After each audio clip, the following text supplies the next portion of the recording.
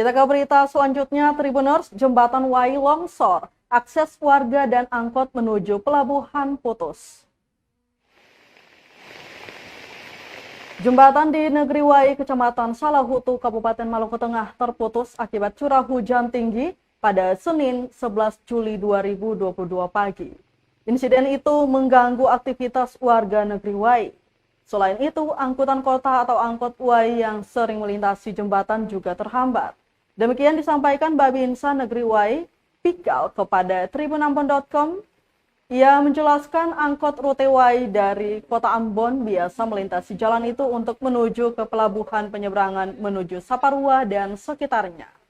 Namun karena jembatan tersebut putus, angkot akhirnya memutar lewat jalan utama menuju Liang. Putusnya jembatan itu juga disebutnya sangat membahayakan warga. Pasalnya kini jembatan masih dilewati oleh kendaraan roda 2 dan warga pejalan kaki. Sehingga ia pun mengantisipasi dengan memberikan tanda menggunakan batang pohon dan batu agar menjadi peringatan bagi warga yang melintas.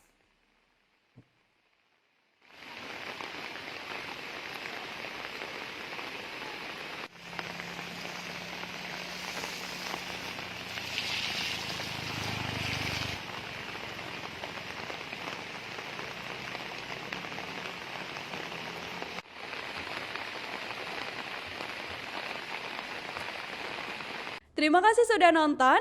Jangan lupa like, subscribe, dan share ya.